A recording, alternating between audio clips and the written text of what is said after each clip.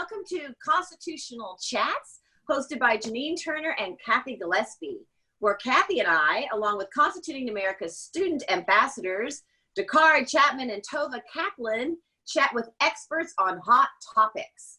And today, our hot topic is why the Electoral College is still relevant today. And our expert is Professor Randy E. Barnett. Yay! Okay, I'm going to introduce everybody and do a little bio on everyone. My name is Janine Turner. I am an actress, but I'm also the founder and co-president of Constituting America, which was launched in 2010.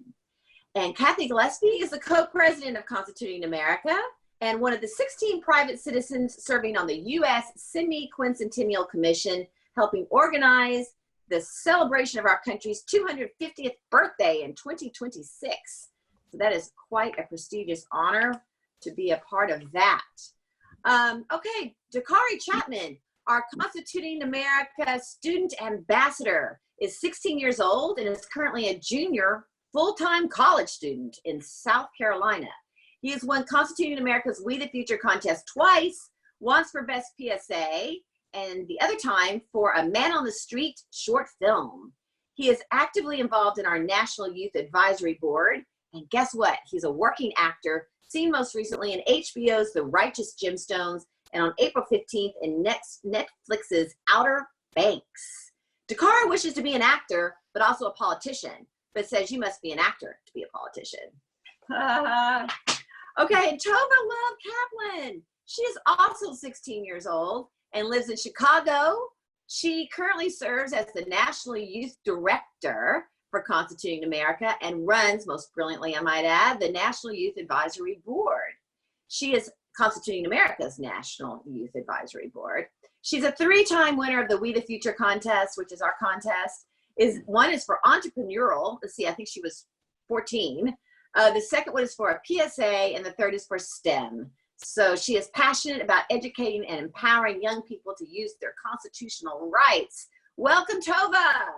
Our special guest, Professor Randy E. Barnett.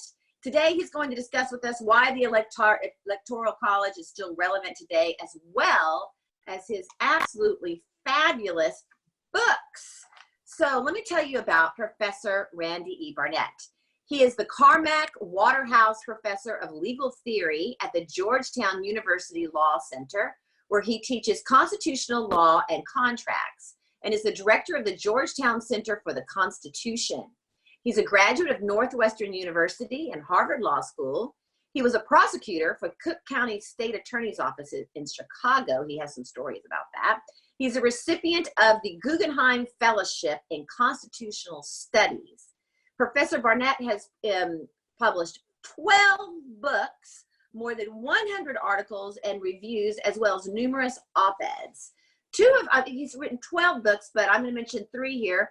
One is Our Republican Constitution, Securing the Liberty and Sovereignty of We the People, and then Restoring the Law's Constitution, The Presumption of Liberty. And most recently, his book that we're going to discuss with him today is An Introduction to Constitutional Law, 100 Supreme Court Cases Everyone Should Know. And I second that. So welcome, Professor Barnett. Thanks for having me. It's a pleasure to be here, Janine. Well, we're thrilled to have you. Very, very, very, very thrilled to have you. And first, if you would talk about your book, let's talk about this monumental task. We were talking, before the show, how many years it took for you to put this together and how absolutely special it is. Well, thanks. The 3 books that you identified, each are about a somewhat different aspect of constitutional law. Restoring the Law's Constitution, The Presumption of Liberty, which was my first constitutional law book, is about what the meaning of the Constitution is, how you should interpret the Constitution. I'm an originalist who thinks it should be interpreted according to its original meaning. It's a book about what originalism is, why the Constitution should be interpreted that way, and it offers some interpretations of different clauses of the Constitution. That's Restoring the Law's Constitution. Our Republican Constitution is a book about the proper role of judges in a constitutional republic. So once you've figured out what the Constitution means, there's another question you have to ask, And that is, well, what should judges do about it? Should they hold legislation unconstitutional, or should they defer to the legislature and let the legislature decide how the Constitution applies to them without any oversight by the judiciary? Well, our Republican Constitution is about the proper role of judges, and to secure the individual sovereignty of we the people. It's necessary for judges to police legislatures to ensure that they're staying within the powers that are defined by the original meaning of the Constitution. And that leads me to the new book, 100 Introduction to Constitutional Law, 100 Supreme Court Cases Everyone Should Know. So I think the number one distinction that I want to make here, and that I think maybe the only thing that people will walk away from this podcast remembering, and that is there's a difference between what the Constitution says, and I have a copy of that right here, what the Constitution says. There's a difference between what this says and what the Supreme Court has said about the Constitution. So, and those are not the same thing. So my first book is about what does this Constitution say and what does it mean? Well, this book is about what has the Supreme Court said about the Constitution and how have they used the Constitution? And that's the 100 Supreme Court cases everyone should know. So in my view, the best way to understand constitutional law, which is the law that the Supreme Court makes in the form of rules and doctrines that they apply to cases. In order to understand constitutional law, you obviously have to look at Supreme Court cases. Everybody knows that. But the best way to learn constitutional law is to study these main cases in order, that is from the beginning, from the founding up until to today, and view them in historical context. And then you can see why the cases, and we explain this in the book and in the video series we'll talk about in a minute, why these cases were decided the way they were. How were they decided, and why were they decided that way? And then, how has constitutional law changed from the founding until today? So we tell the story of constitutional law in this book. It is a story, it's a narrative that starts at the founding and comes to today. The actors in this story, the principal actors in the story, are the 9 justices. It wasn't always 9 justices, by the way. There have been as few as 5. There's been as many as 10. But there's those justices, they are the actors or characters in the story. And it's what they've said about the Constitution. And then the secondary actors of the story are the cases themselves. The way constitutional lawyers think, and I've litigated in the Supreme Court, I've taken cases in the Supreme Court, the way constitutional lawyers think is in terms of what you might call the canonical cases or the anti-canonical cases. So what is the difference between the canon and the anti-canon? The canonical cases are all the famous cases that everybody thinks are the good cases. They're the good characters in the story. And so all your lawsuits today need to correspond to the good cases. So what's the anti-canonical cases? They're the bad cases. They're the evil cases. They're the villains of the story, like Dred Scott versus Sanford or Plessy versus Ferguson. I forgot to say one of the canonical cases. How about Brown versus Board of Education? That's a canonical case. Then you have the anti-canonical cases like Dred Scott or like Plessy versus Ferguson. Well, we tell the story of how the canonical cases became the good guys, how they became the canon, and how the anti-canonical cases became the bad guys, because of course they weren't the bad guys necessarily when they were decided. They became the bad guys later on in the story. And that's how people understand constitutional law. If you litigate, if you actually are a lawyer practicing constitutional law, you need to make your lawsuit conform to the canonical cases, not contradict them. And you want to paint your opponent's case as contradicting the canonical cases and maybe even emulating or following the anti-canonical cases. And that's how constitutional law is reasoned. So it's a story, it's a narrative. It starts at the founding, it comes to today. The characters are the Supreme Court justices, and the cases themselves become characters in our story. That is fascinating. It's an amazing book. And, you know, interesting when you say about the canonical and the non-canonical. They, in a way, that's public opinion, right? Absolutely. Public. This is social acceptance and social disapproval. And social movements, like the abolitionist movement, like the women's suffrages movement, like the civil rights movement. Such social movements are responsible, if they're successful, for making a previously decided Supreme Court case so disliked that it moves into the anti-canon, or praising a new case and bringing about the decision of a new case. So yes, there's an interaction between between the people and social movements and the justices themselves, who are nothing more than people themselves, who are influenced by the historical context in which they live. And we, in the book, provide the historical context. So now let me say a little bit about the video series that comes with the book. We, over a course of 2 years, my co-author Josh Blackman and I made 63 videos. These videos last 3 minutes to 15 minutes. And these videos are all about the 100 Supreme Court cases everyone should know. They correspond to the 63 chapters of the book. But in these videos, it isn't just me talk. Half the videos I'm narrating, half the videos Josh is narrating. But it isn't just us on screen like now, hearing me talk to you. These are illustrated by charts, graphs to illustrate the basic concepts that we're talking about. We have a lot of photographs of the parties, photographs of the places where things took place, excerpts from recordings of oral arguments made before the Supreme Court, interviews with the parties, and then something that most people don't even know happens, but when a Supreme Court issues an opinion, they do so from the bench. They read a version of their opinion from the bench. And since, World War II or so, those hand-down statements have been recorded. So oftentimes we actually have in our videos the Supreme Court justice themselves reading or saying their opinion out loud. You hear their own voice. You'll hear Justice Kennedy, you'll hear John Roberts justify the ruling that they are making in their own voice. And all of this is designed to make this come alive for students. The book was designed for what's called the flipped classroom. And that means students will watch the videos before they go to their law school classes, and even before they do the reading, because it'll actually help them understand what it is they're reading, which can be very difficult to do. But what we found when we got to the end of this process is we produced a series of videos that are not only appropriate for law students, but are appropriate for college students and for high school students, I think even for special middle school students.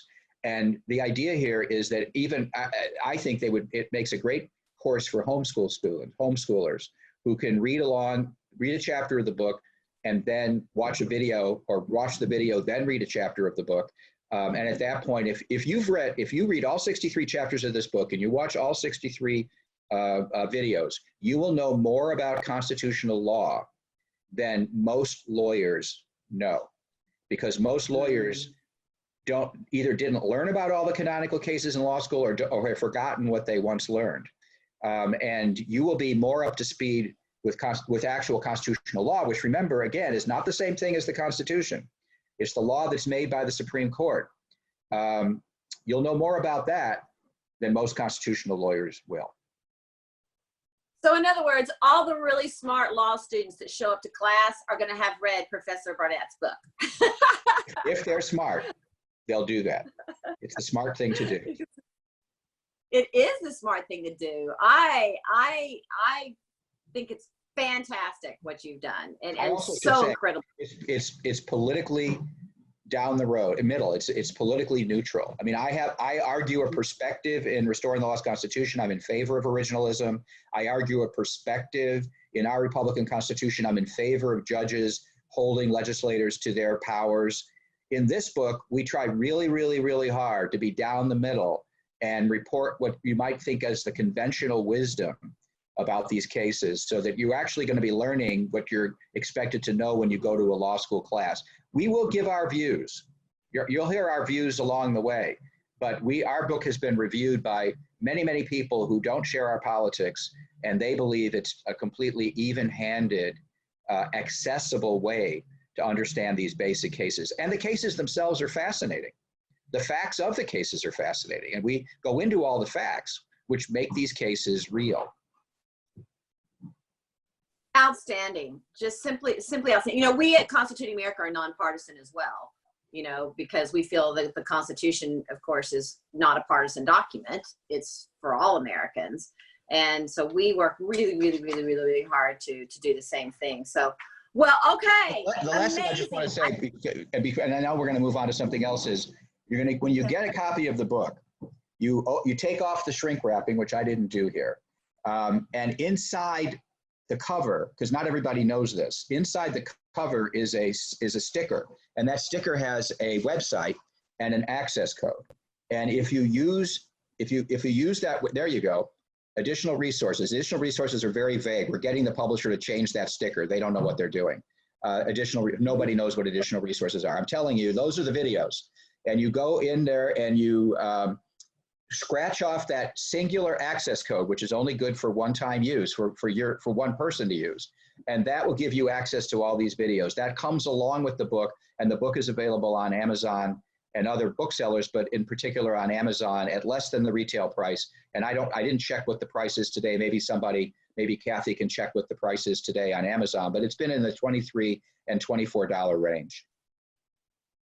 And so once you get in with that code, you're in. You're in, and you can use that. You can watch it on all devices. You can watch it on your PC, on your iPad, and on your phone. When I prepare to teach class, I've assigned these videos to my students, and I will watch the video myself. Then I will reread the material, and then I will read my notes, and then I'll go to class and I'll teach. But first, I watch the video, and that gears me. That sort of puts me in the right frame of mind to teach the material myself. Oh, so you recommend watching the videos first and then going to the text of the book? Yeah, I think so. Absolutely. Yeah, awesome. Brilliant. Wonderful. Thank you so much. We're all going to do it. We're all going to do it. Oh, I have the book on Kindle. Do I get the code if I have the book on Kindle? Yes, you do. I have to tell you, the publisher's not like super efficient about this. You have to somehow, there's a way of emailing them your proof of purchase, then they'll send you the code. We've had a few hitches in that, so be patient. And if for some reason it doesn't work for you, email me and I will forward your email to the publisher and they'll get you the code. But absolutely, okay. If you buy the Kindle edition, you're entitled. You can also go to the website, the Wolters Kluwer website, or go to, conlaw.us, which is our website for the book. And then you'll see that you could buy the book. You can buy the videos only. You don't have to buy the book. If you just want the videos only, they cost $19.95. I recommend you buy the book. It's not that much more money. And we do give more information in the book than are in the videos. Once we took the scripts and blew them up into a book, you had to provide more stuff to make it make sense. But even so, you can, if you buy the electronic version on Kindle, you can get the access code for it. Great. Well, I have the book and the Kindle, so I'm set. Okay, well, thank you. This is awesome, and everyone should read, not walk, to buy, I think, all of your books, but this last one is truly a unique perspective of the Constitution, and I love what you had to say. And I think you should come back and we'll just talk about that another day. I just want to talk to you about these cases. But today we did promise everyone that we were going to be talking about the Electoral College, because it confuses everybody so much. And so I saw you on another show, and you just described it in a way that was so incredibly easy to understand, because I think it is not an easy topic. So I'm going to start with the first question, and okay, this will be a good way to start the question. AOC, we all know who she is, was driving down the road in her car, and she was in farmland. And she videoed the farmland, and she said, and these people deserve to be in the Electoral College, or how many. She was negating the Electoral College and the votes that the people in the farmland get. And of course, I have a rural ranch, and I kind of live in both cities and rural areas. And so there's this, I want the antithesis to that, so that people understand that it really, really does matter, and that people in rural areas have a say, and that also, that the people in rural areas don't have as many electoral votes as the city does anyway. So her statement was a bit, whatever, not forthright. So let's start with that. What's the antithesis to that?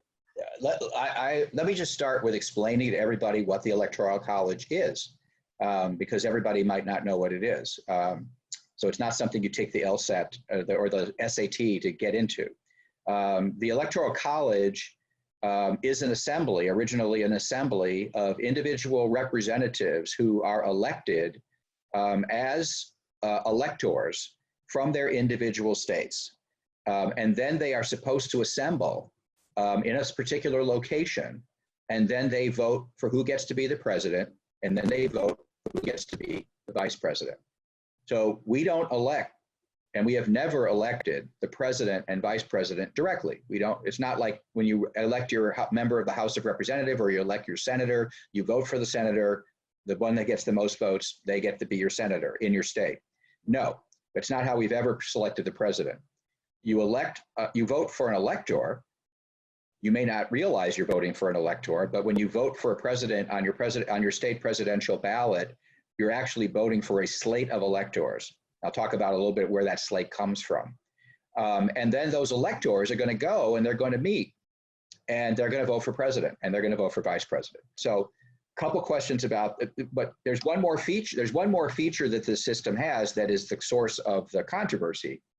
And that is that every state gets so many electors assigned to it on the basis of how many representatives and senators it has in Congress. And as we all know, every state has 2 senators, no matter how big they are. So California has 2 senators, Texas has 2 senators, New York has 2 senators, but so does Rhode Island, so does Delaware, so does Montana, so does Alaska. No matter how small a population they have, they get 2 senators. So if you allot the electors on the basis of a combination of how many representatives you get and how many senators you have, it's going to mean that some states have more voting power in the Electoral College than numbers of people in their state, as compared with California or New York. And that's the source of the controversy, that somehow, the argument is that an individual voter in Montana or Rhode Island their vote is going to actually have more weight in the Electoral College because of the 2 senators per state than a voter in California or New York is going to have, because they only get 2 senators per state. Now, remember, it's 2 senators plus your congressman. And the number of congressmen you get is allocated on the basis of population. But the number of senators you get is not allocated on the basis of population. If you add the 2 together, the presence of the senators are going to give individual states with lower population somewhat greater say than states with higher population. So that is the source of the controversy. People say that that's not fair. What do they think is not fair? That every state gets 2 senators they think is not fair? Well, first of all, many progressives think that's not fair. They think they really, really don't like that, because it means that citizens in states that represent a very small fraction of the total population have enough senators in the Senate to block legislation. And therefore, they're stopping the majority from getting their way, even though they are the small minority. At least theoretically, they can do so. I mean, the party system actually alters this a bit. But in theory, at least, senators from small states can block legislation that is greatly desired by a huge majority of the people from all the other states. And that's what they don't like, and they think that's wrong. So they think that the House is the fair way of doing things because every state's representatives is based solely on population, based on the census, based on however many people are there. Whereas the Senate is not based on the census. It's based on where your state boundaries are, where the state is. And that's what they think is unfair. The Electoral College is unfair, they think, for the same reason. The presence of the number of electors you get based on the number of senators you have is going to unduly weight the votes of citizens in smaller states with smaller populations. They're going to get more voting power in the Electoral College, just the way they have more voting power in the Senate. The 2 are the same problem. And so the argument against this, which actually is really about what the subject of my last book is, Our Republican Constitution. The argument against the Electoral College is it's undemocratic because it allows the minority to dictate by being able to block legislation desired by the majority. It allows the minority to get their way in a way that's improper and undemocratic. So then you have to understand, well, what is democracy? What does it mean to say something's democratic? What do they mean when they say democratic? What do they mean when they say it's undemocratic? Well, that's what my book, Our Republican Constitution, is about. I argue in that book that we have a republic and not a democracy. And what is a democracy? It's rule by the majority. Because that's their only objection to the Senate being the way it is and the Electoral College being the way it is. Their objection is the majority is not going to get its way. That is their objection. That's the only objection they can have. So that's equating democracy with majority rule. And my argument in our Republican Constitution is that we don't have a democracy. We have a republic. And I can talk quite a long time about what the difference is between a republic and democracy and why it matters. But maybe I'll just say to start with that in a republic, what we have is, well, in a democracy, viewing a democracy, you view we the people as a group. There's two different ways of viewing we the people in the Constitution. We the people as a group, and if we the people as a group are the sovereign, then the sovereign will of we the people as a group has to be the will of the majority, because that's how you determine what the will of a group is. You take a vote, majority will wins. There's another conception of we the people, which is we the people as individuals. And if we the people as individuals, each of whom have individual rights, then the purpose of government in a republic is to secure the rights of we the people as individuals. That philosophy, that political philosophy, was adopted officially by the United States in the Declaration of Independence, in two sentences of the Declaration of Independence. The first sentence says, "We hold these truths to be self-evident, that all men are created equal," men, by the way, it included women, "that all men are created equal, endowed by their Creator with certain unalienable rights, among which are the rights to life, liberty, and the pursuit of happiness." Those rights are the rights of individuals. It is the individual right to life, the individual right to liberty, and the individual right to pursue happiness. So that's a statement of the rights that we start with as we the people, as individuals. What's the next sentence say? To secure these rights, governments are instituted among men, deriving their just powers, not their unlimited powers, but their just powers from the consent of the governed. So the second sentence states the political theory of the United States, which is governments exist, they're created amongst us to secure the pre-existing natural rights of we the people as individuals, each and every one of us. So let's get back to the Senate and the Electoral College. What does that tell us about those things? It tells us that the argument that the Senate is undemocratic because it doesn't represent the majority rule, and that the Electoral College is undemocratic because it doesn't purely represent the majoritarian rule, is only an objection if you think that that's the kind of government and country we have, which is a democracy. If you think we have a republic and not a democracy, then you would have to say, well, okay, fine, it doesn't represent majority rule. What else is wrong with it? Because we don't have a majority rule in this country.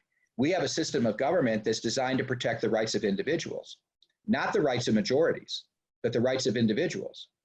So if you're telling me it doesn't represent the will of the majority, I say, okay, fine, I grant you that. Now tell me what's wrong with it. You haven't given an objection yet. All right, so now just because it's undemocratic doesn't mean it's good. So we have to then have an affirmative reason why it's a good thing, why it protects the rights of individuals to have 2 senators per state and to have an electoral college that is not unduly, that allows for this enhanced representation by citizens from smaller states or citizens from rural states. Why is that a good thing? And the reason why it's a good thing and the reason why we have an electoral college has somewhat changed over the years. But let me just give you the most obvious reason why we have both the Senate and why we have the Electoral College, which reflects the Senate, and that is to protect the rights of individuals who don't share the preferences, tastes, and political priorities of the majority. Now, this wouldn't matter if we were all the same, if we were one homogeneous whole polity, but we're not. We have urban people, we have suburban people, and we have rural people. And everybody's not the same. And everyone doesn't have the same views about how to live their life. We are a very heterogeneous, diverse country. And it is not a good idea for the rights of individuals for one of these groups, whoever they may be, to run roughshod over the other groups. And what would happen if you went to a strictly majoritarian way of electing the president or a strictly majoritarian way of electing the Senate is that basically the larger states, the populations of the larger states would essentially be able to call the shots. The population of Los Angeles, Chicago, where I grew up, New York, and Texas, where you have larger populations, those would be the states that would be basically calling the shots. And that's because they would have undue weight. Now, that's just the beginning of the story for the Electoral College. Maybe I can take a question or two now, and then I can move on to talk about what the function, particularly of the Electoral College is. Okay, yeah, that's all just fascinating. Okay, Cathy, you're next. Cathy, your question.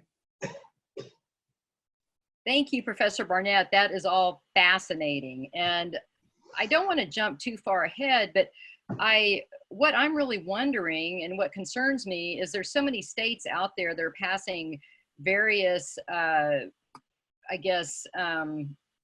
versions of this national popular vote where they would give their state's electoral college votes to whoever wins the popular vote in the country, Right. despite maybe how their state might vote. Right. And I guess when enough states get to that point, if we have 270 electoral votes among the states that pass that legislation, then it seems to me the Electoral College would be in real danger.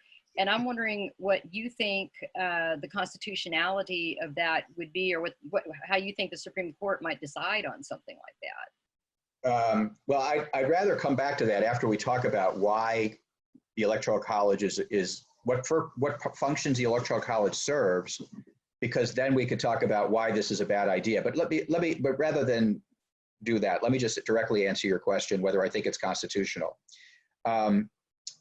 Electors, the basis of this proposal, this idea, is that what electors the state sends under the Constitution, what electors the state sends to the Electoral College is up to the state. States decide how to select their electors, and whether they're selected by the state legislatures, or like they used to select senators, or whether they're selected by popular vote, whether they're selected in slates, whether they're selected district by district, or winner take all for the state as a whole. These are all different ways states can select their representatives. The way this proposal works is that each state who wants to can say, who doesn't like the Electoral College, can say, what we're going to do is we're just going to cast our votes for whoever wins the national popular vote. And that's very important. We'll come back to that. The national popular vote. We're going to say whoever wins the national popular vote, they're going to get our electoral votes. And this compact, this proposal, this National Popular Vote Initiative will go into effect. It's not in effect now, even though legislatures have approved it. It'll go into effect when the legislatures that have enough votes to tip a majority of the Electoral College sign on to it, which I think is 270 votes. You had it on the screen. When enough states sign on to it to represent a majority, so that when they say, okay, we're going with the national popular vote, that means whoever wins the national popular vote will win the Electoral College, because those states have bound themselves to give their state their vote as opposed to the candidate who wins the national popular vote. So first of all, is that constitutional? That was your question. And secondly, what would— Can I interrupt for one second? Because I just want to hone in on this for clarity's sake. If a state, let's say Iowa, picks the majority of their state, says we are going for, say, the Republican candidate, yeah, but the majority of the country, the majority vote is for the Democratic, yes, candidate. yes, then Iowa, who had the majority was for the Republican candidate, they're going against their own state. yes, that's the proposal. That is the proposal. Why would anyone do that? Because why would a state throw away their— Because this is an ideological cause against the Electoral College, and these states are being organized by nonprofit, non-governmental agencies who are lobbying them to adopt this because people object to the Electoral College. So we have to go back to why why the Electoral College is good or bad. But you're absolutely right. That's, by the way, one of the reasons why I don't think this will actually come to pass, because I think it'll turn out to be very unpopular in Iowa if Iowans vote for Joe Biden and the national popular vote is for Donald Trump, or vice versa. Mm-hmm. Iowans are not going to be happy about that. And their legislators are not going to, they're going to feel, I don't even know if Iowa's voted into this. I doubt Iowa has joined this compact. But here's the thing. This purports to be a compact. This goes to the constitutional question. This purports to be an agreement or compact between states where these states are binding themselves by compact to do this thing that you just described, to go with the national popular vote, even if their citizens vote otherwise. Is that compact enforceable? Can states be held to their agreement? And there's a clause in the Constitution called the Compacts Clause. And it basically says, and I'm not going to quote it verbatim, I'll just paraphrase it, that no state shall enter into any compact with any other state without the consent of Congress. So the idea here is, now there is constitutional law, which is not the same thing as the Constitution, that makes exceptions for this. But I just read you what the Constitution said. I'm not talking about how the courts have made exceptions.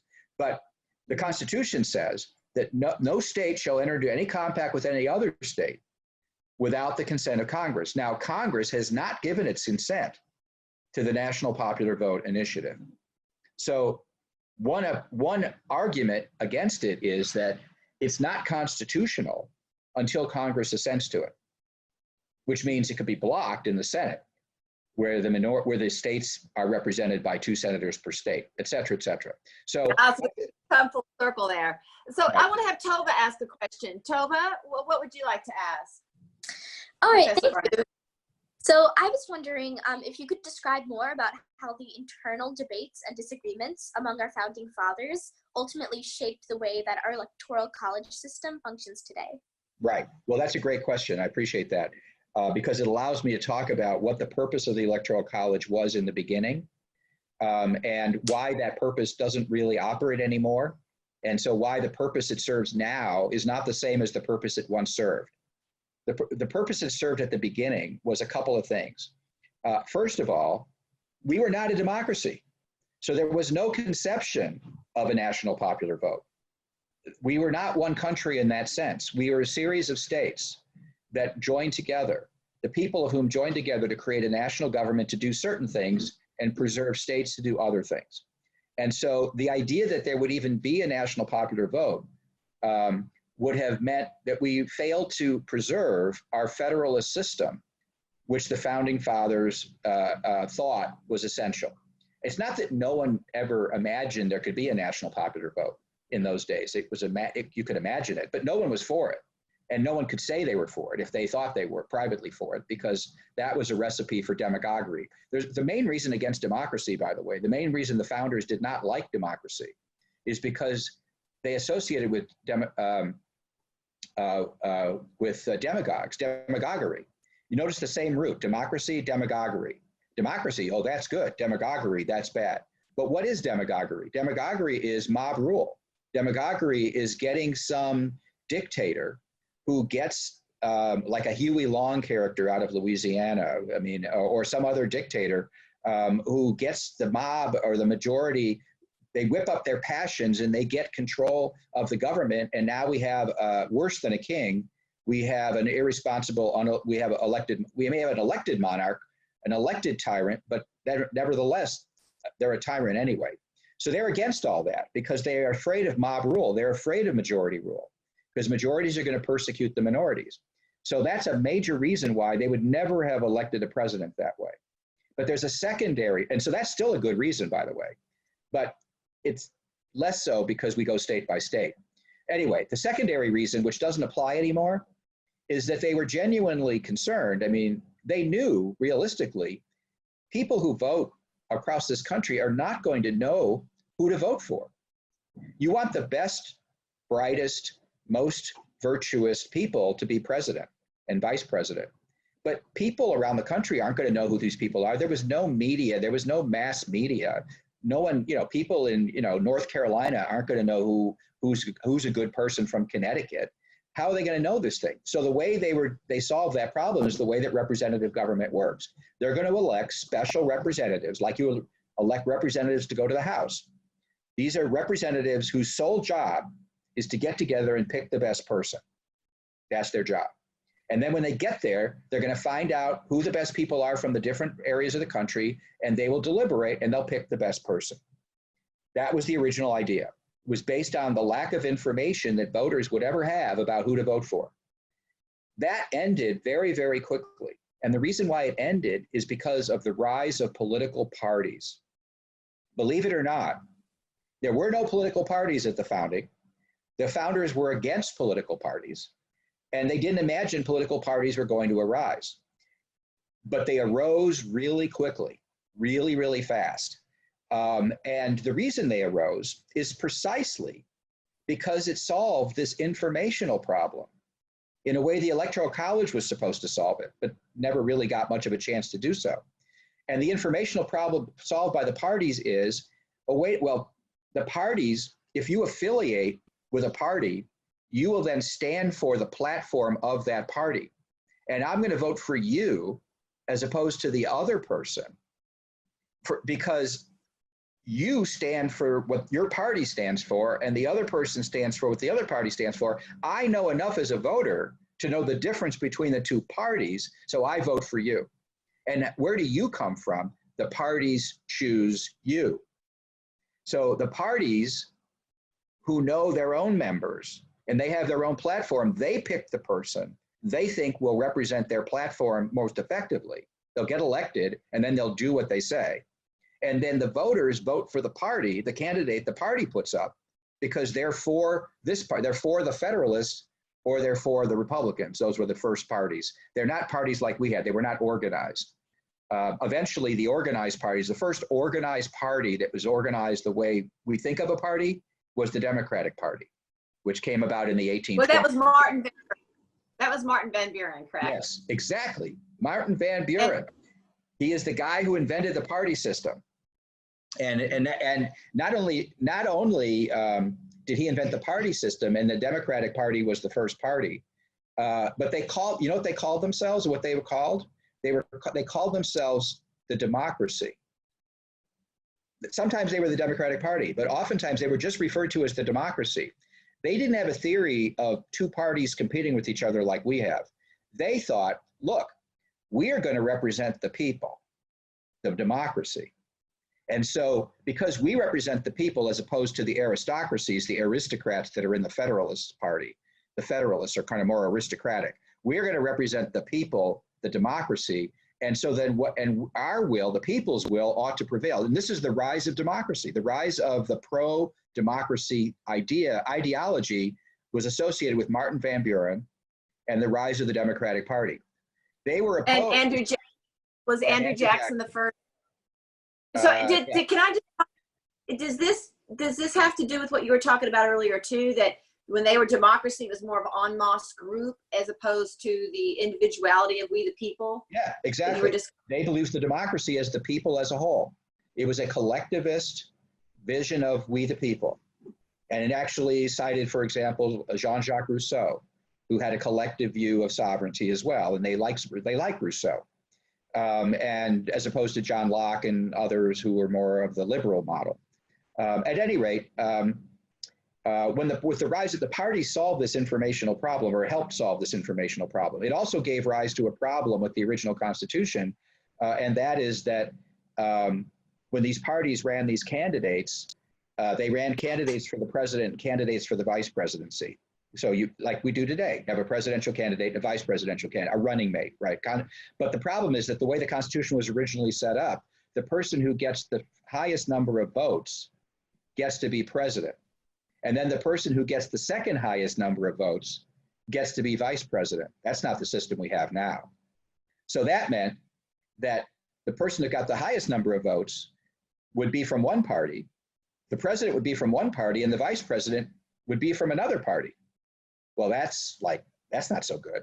So eventually, what happened is the Constitution was changed to allow tickets to be elected, to be nominated by parties and voted on by the Electoral College. And I'm not going to go through all the problems we had when the parties tied, when they forgot to, when the Republican Party got going and they sent their delegates to the Electoral College, they forgot to tell them to give Thomas Jefferson the same number of votes, more votes than they gave Aaron Burr, the vice presidential candidate. And anyway, it ended up getting thrown into the House of Representatives. It was very complicated. And it ultimately led to the feud between Burr and Hamilton that led to Burr confronting Hamilton in a duel and eventually killing Hamilton. So the vice president of the United States ultimately ended up shooting the former secretary, the Treasury secretary, which is a little uglier even now than we have today. In case everybody thought everything was peaceful and wonderful back in the day, people were kind of shooting and killing each other at the highest levels of government. Can I say one more thing about the Electoral College, and then we need to get to questions? Then I want Dakare. Yes. Okay, go ahead. I already said the original purpose of the Electoral College no longer really operates, both because of information and because of party system. So why have it? Well, I gave some indication of that, which is that we protect minorities, the minorities in the middle of the country, the minorities in rural areas, so that we're not dominated by the cities, by the urban areas. But there's a way in which those cities would dominate things that is cut short by the Electoral College. It's something that doesn't happen because of the Electoral College. It would happen if we got rid of it. And that is that candidates could run up the totals in the big cities and the urban areas, and just by getting more and more people to vote for them in New York, LA, San Francisco, Chicago, and New York, they could win the national popular vote. There is no national popular vote now. So running up the totals in those cities don't do you any good. The only thing you get from running up the vote in California are California's electoral votes. The only thing you get from running up the... If someone were to do that today, they can't stuff the ballot box because it's not going to do any good. But if you got rid of the because it doesn't matter how many votes you win California by, you get the same number of electoral votes anyway. So you might as well not bother stuffing or just stuff the ballot box enough to win California or to win to win Illinois. You don't have to stuff the ballot. But what would happen if you got rid of the Electoral College? Now, the opportunity for running up the vote count, including by voter election fraud, which in fact dominated big city politics for many, many decades.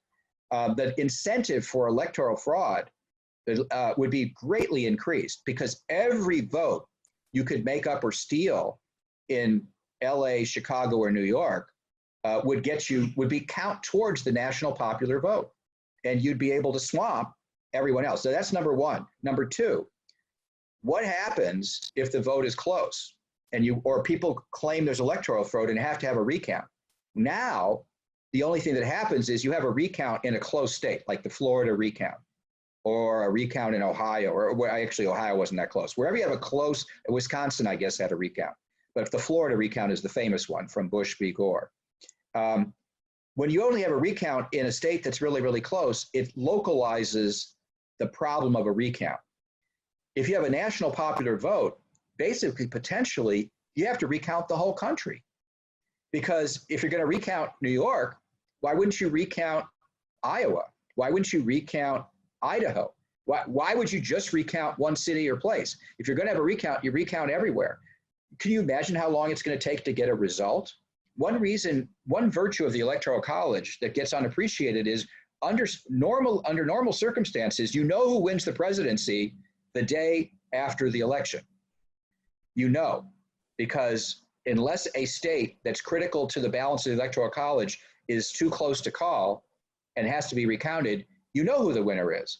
But if we had a national popular vote and you could have recounts everywhere, and it could take months to find out who the winner is. So two of the virtues of the Electoral College now is it greatly reduces the incentive or payoff of voter fraud. And two is it gives you certain results very quickly. And the only downside really. The only downside, to get all these benefits, the only downside is that it is mathematically possible, and it has happened a couple times in our history, that a candidate could get a majority of the Electoral College and not get a majority of the popular vote. That's the only problem with the Electoral College that gives us all these other benefits. And then you have to ask yourself, what's so wrong with that? What's so bad about that? I mean, what's so bad about that is, well, it's undemocratic, but we already talked about that. Undemocratic just means the majority doesn't get its way, but that's not the system of government we have. We don't have a majoritarian system. We have a Republican system. The Republican system is there to protect the rights of each and every one of us, which the Electoral College and the Senate do that. They help do that. They're not guarantees, but they help. And I think with that, I'm happy to answer questions. You're so brilliant. This is fascinating. Yeah, especially this whole concept that you brought to us today about we the people meaning democracy, or we the people mean the individual and the individual person. And that's what the Electoral College really represents, is protecting. People are going to have to buy, if they want to hear more about that, our Republican Constitution, Securing the Liberty and Sovereignty of We the People, which is also available on Amazon and actually is quite inexpensive in hardcover. So if you want to hear that story, and that's a book. That's a book that's intended for a general audience. Then you got to get that book. Yeah, I trust me, I am. Dakare, okay, Dakare. You last but not least, what's your question? I think you kind of already answered my question, but my question was like, there's only been 5 times where someone has won the popular vote and not the electoral vote. And I was like wondering why that happens, and what shifts in politics happen when that happens. Well, I suppose it happens when enough more sparsely populated states have a different choice than the populated states do.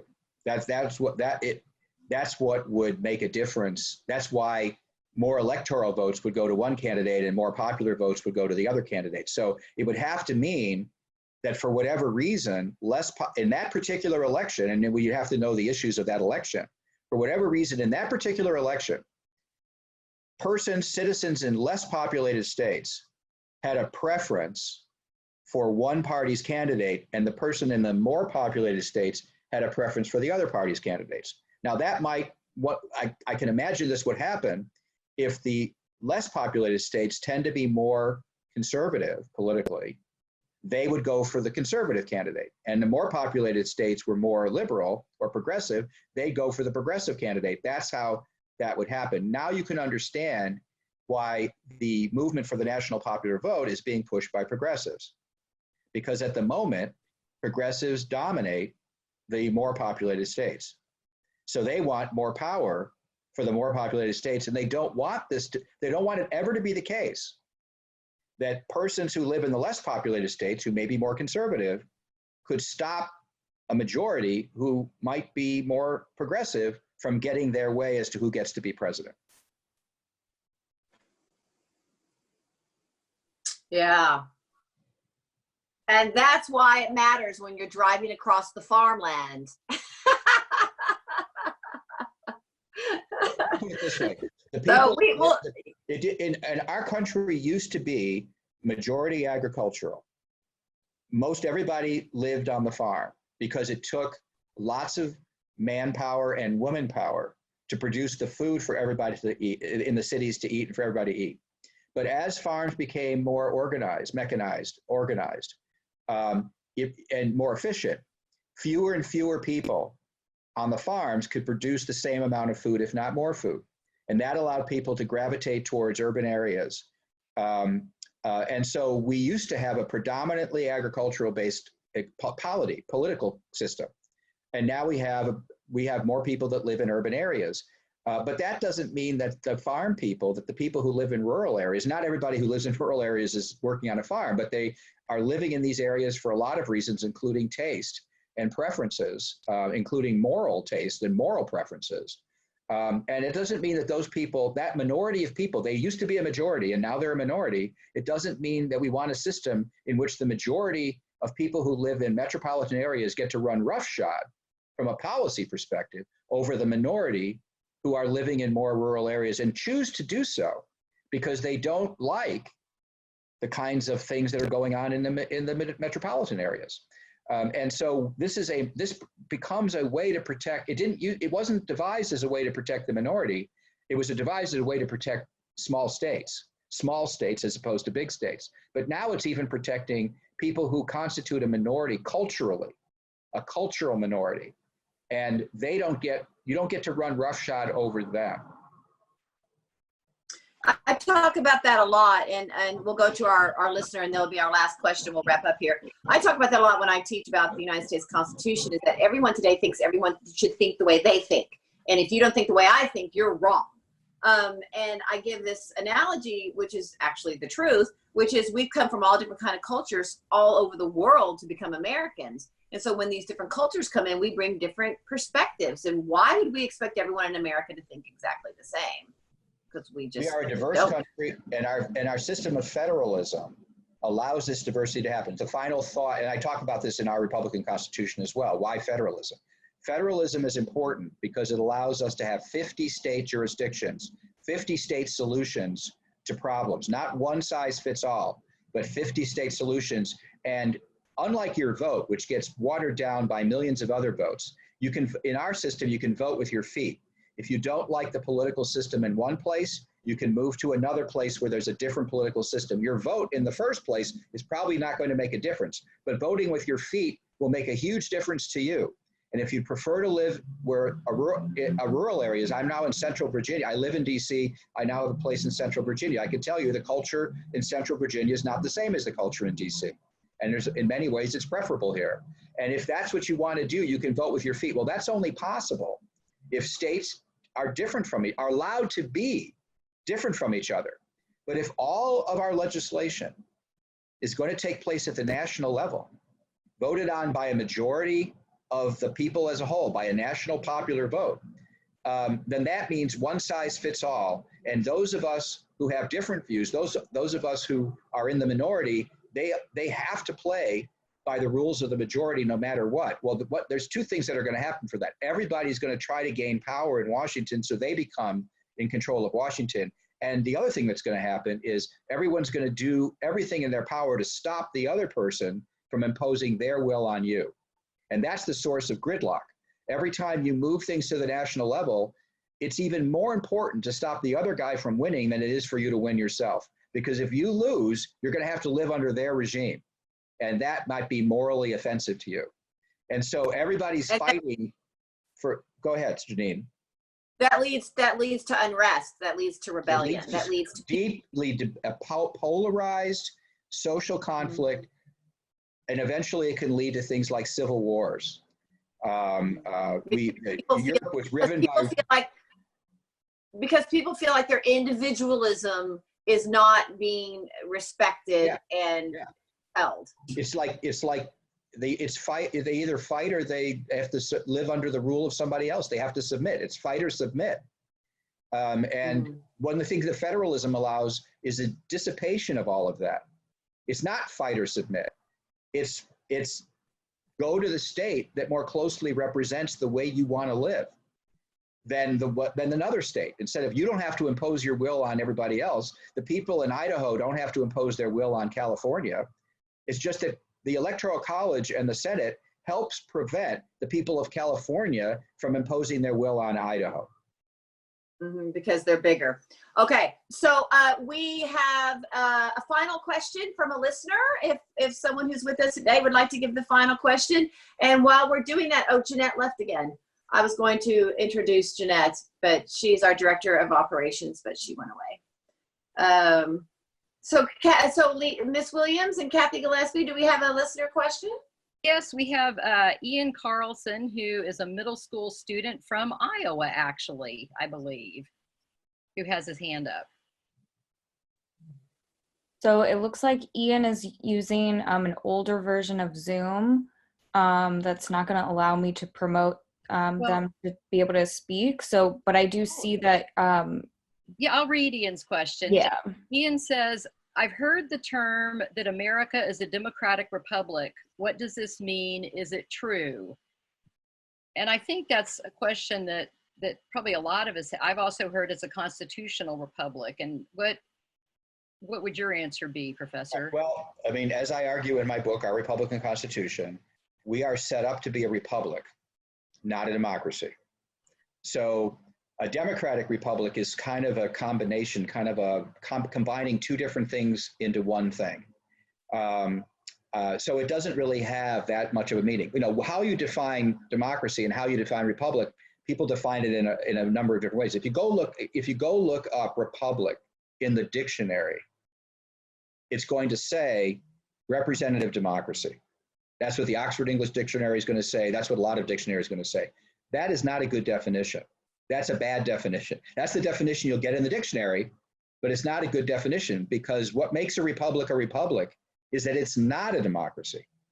So to call us a democratic republic is to basically mix two different concepts together and confuse us. Now, there is one sense in which I can make sense of that term. It's not necessarily the way it's meant. And I can say that in a republic, in a good Republican form of government, there ought to be a democratic constraint on power. So we don't want only Idaho. We don't want the minority to only constrain the majority. We also want the majority to be able to constrain the majority too. We need to check power. So that's the reason why the House of Representatives is a democratic legislature, and it should be. So our republic has a democratic aspect to it, the House of Representatives. Now, the Senate is not purely democratic, but it used to be less democratic because state legislatures used to choose senators, not the people of the state. So the Senate has become more democratic. So there are democratic, and the very fact that the people can vote for president, that makes it, even though they're doing it indirectly through the Electoral College, makes it somewhat democratic. So we are somewhat democratic, and it's good that we are. And I'll tell you a very important reason why it's good that we are, because you don't want to have you don't want your only option for changing rulers who are unpopular to be assassination or a coup d'etat. You want to be able to remove bad rulers in some peaceful way. And democratic voting, balloting, going to the election is a very peaceful way of changing power from one group to another group that we can't underestimate as the importance of it. So we have democratic elements of our Republican Constitution. That's true. I still think it's clearer to distinguish between a democracy and a republic. Here's one other thing I will say. Most people who favor democracy, they put Republican aspects into their theory. So for example, they want, let's say, a Bill of Rights, that courts will protect the right of freedom of speech. They want democratic majoritarian rule constrained by a Bill of Rights and judges. That's good, but they're injecting a Republican aspect into their democracy, their conception of democracy, just as our Republican Constitution contains a democratic element. So we need to have a balance of both. I think the republicanism of our Constitution is what should dominate. Republicanism dominates. Democracy is a feature. The democratic conception has democracy dominates, and special individual rights for special people or special liberties, they're the exception to the rule. Because democracy can lead to mob power, mob passion. Mob rule, demagoguery. Demagoguery, yeah, exactly. This has just been fascinating. I knew you'd be so incredibly cool to talk and to speak with today, and you are. You know what, Professor Barnett? Not only are you brilliant, and I encourage everyone to go check out all 12 of your books because they're amazing. Your most recent one. Just 3 of them. Okay, well, we'll focus on the 3. But also, you obviously love what you do. And that brings such joy to listening to everything that you're saying, your passion and your enthusiasm for, your country and a Republican form of government, and your Constitution and all that you've done. So it's just advice to the students out there who are going to college. Say that again. Can I give a little bit of advice to the students out there who are going to college? Please. Yeah, many who are going to go to college, these are mostly for your high school students. Much of what I've been talking about today is what is called political theory. It's not legal theory, which would be all kinds of rules we haven't talked about. It's political theory.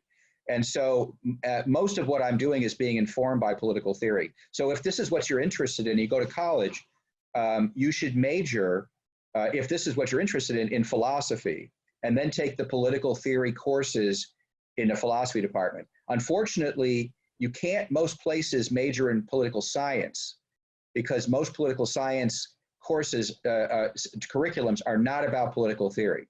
Political theory, when I went to Northwestern as an undergrad, I became a political science major because I was interested in political theory. I didn't realize that even when I went to college, they weren't doing political theory. They were doing empirical studies of voting behaviors and all kinds of stuff, which is not theory at all. And those people who do political theory, and there are some people, Princeton and other places, they have people, they are like the small minority. So either find a place where the political theory people like Hillsdale College dominate the political science department, which is unusual. That's a reason to think about Hillsdale College. But if you're going to anywhere else, go to the philosophy department and look and see who's doing political theory in the philosophy department, because most of what I'm talking about is really political theory and not law per se. Because when you get into the political science, it's just like, because I learned this with Juliet when she was looking at these classes, it's really just what you said, it's the science. It's numbers and things of that nature. And there's empirical stuff and models and behavioralism, and I found it unbelievably boring, and I became a philosophy major.